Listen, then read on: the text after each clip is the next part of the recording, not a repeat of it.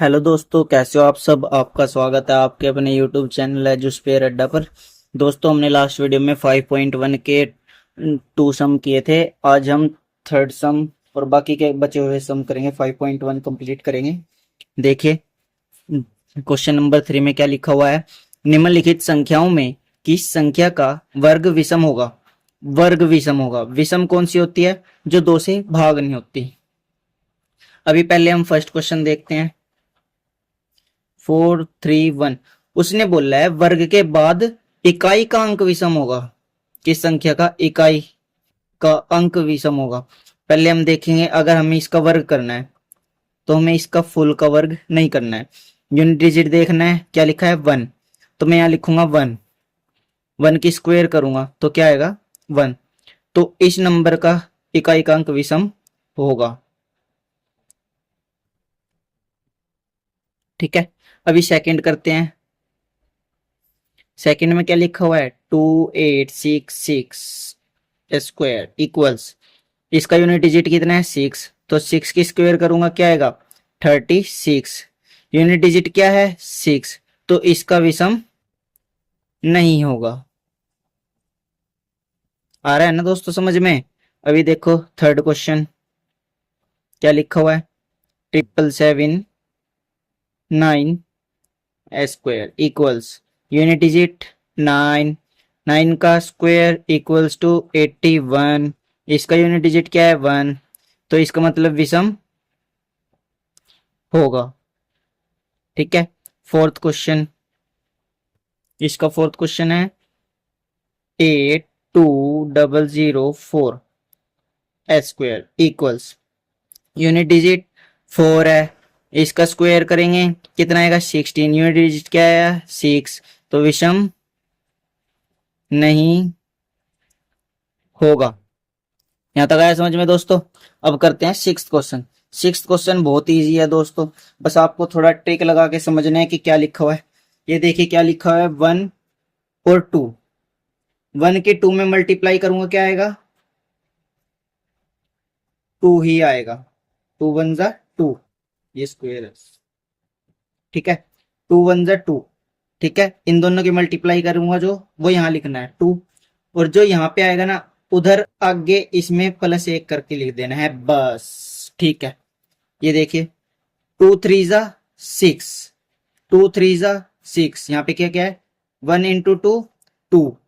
2 3 जा 6। 6 में एक प्लस करेंगे 7। 3 4 जा 12। 12 में 1 प्लस किया है 13 आ गया। ओके, अब यहाँ देखते हैं हाइड, जो हमारी ये फिलिंग द ब्लैंक्स है, इसमें देखना है कि कौन सी डिजिट आएगी। यहाँ पे लिखा हुआ है 30। तो 30 कब बनेगा? यहाँ जब 6 होएगा। 5 6 जा 30। ये हमने फिलिंग द ब्लैंक्स में 6 स्क्वायर भरा है, ये हमारा आंसर आ गया। अब यहाँ पे दोनों ही ब्लैंक है, तो यहाँ पे क्या आएगा और यहाँ पे क्या आएगा ये हमें देखना है। 6 7 जा कितना होता है? 42 स्क्वायर। 6 7 जा 42।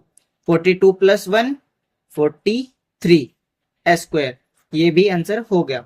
अभी यहाँ पे हाइड है, मतलब यहाँ पे फिलिंग द ब्लैंक्स फिल करना है। यहाँ पे क्या आएगा? यहाँ पे 72 स्क्वायर लिखा है इक्वल्स, और 73 की स्क्वायर लिखा है। यह आपके लिए होमवर्क है। ठीक है, अब चलते हैं नेक्स्ट क्वेश्चन पर। करते हैं 7th 8th और 9th क्वेश्चन। ठीक है दोस्तों, देखिए 7th क्वेश्चन। योग संक्रिया किए बिना योगफल ज्ञात करना है। योग संक्रिया का मतलब है इनको जोड़े बिना। जैसे अब हम जोड़ लेते हैं 3 और 1 4, 5 और 4 9, 9 9 18, 18 और 7 25। ऐसा नहीं करना है। यहाँ पे करना है योग संक्रिय किया बिना। इसे करने के बिना आपने रूल सीखा होगा, जैसे 1 2 3 4 5। डिजिट कितने हैं? 5। ये उसमें है ना, वो ओड नंबर में, ओड नंबर है ना ये सारे, सिर्फ एक एक नंबर का गैप है इसमें। तो ये 1 2 3 4 5। तो यहाँ पे 5 की स्क्वायर, इसका मतलब 5 की स्क्वायर कितना होता है? 25। ये इसका आंसर हो जाएगा। आया समझ? अभी इसको काउंट करते हैं। 1 2 3 4 5 6 7 8 9 10। 10 डिजिट है। अब इसका स्क्वायर करेंगे, इक्वल्स कितना हो जाएगा 100। इसका मतलब है इन सब नंबर्स का सम है 100। अब थर्ड क्वेश्चन, 1 2 3 4 5 6 7 8 9 10 11 12, तो यहाँ पे आया है 12। 12 की स्क्वायर्स इक्वल्स 1 4 4। इसका मतलब इन सब का सम 144 आएगा और इनका 100 आएगा और इनका 25 आएगा। ये हमें करना है, ये हमें ध्यान से सीखना है। अभी देखिए नेक्स्ट क्वेश्चन में क्या लिखा हुआ है, 49 को 7 विषम संख्याओं के योग के रूप में लिखिए। जैसे अभी हमने इनको योग किया है, बिना जोड़े योग किया है, इसको हमें तोड़ के लिखना है। जैसे यहाँ पे मैं 49 का करके देता हूं, 49 इक्वल्स टू 49 क्या होता है, 7 का स्क्वायर ही तो होता है। तो यहाँ पे लिखूंगा 1 + 3 + 5 + 7 + 11 प्लस 1 2 3 4 5 6 7। अगर मैं इन सब का सम करूंगा तो 49 आएगा। अभी हमने ये ट्रिक करी है ना, यहाँ पे पहले तो हमने इनसे ये बनाया है, अब हमें इनसे ये बनाना है कि 7, ये कितना होता है 7 का स्क्वायर ही तो होता है ये, ठीक है। इसलिए इनको 7 टाइम्स लिखना है इन नंबर्स को, एक एक का गैप करके, ठीक है। अभी हम ये देखिए 121 को 11 और 81 को 9 टाइम्स लिखना है, ये आपके लिए होमवर्क है। निम्नलिखित संख्याओं के वर्ग बीच में कितनी संख्याएं हैं। निम्नलिखित संख्याओं के वर्ग के बीच में, निम्नलिखित संख्याओं के वर्ग के बीच में कितनी संख्याएं हैं। अगर मैं इसका वर्ग करूं 12 का, 144 आएगा और इसका 169 आएगा। इन दोनों के बीच में कितने नंबर है, ये हमें ऐसे स्क्वायर करके नहीं देखना है। इसकी एक ट्रिक है, मैं थोड़ा साइड में बता देता हूं आपको। चलते हैं ऊपर टॉप में, इसको 1 मिनट यहां पे करते हैं, ठीक है। पहले लिखा है 12 और 13 के बीच में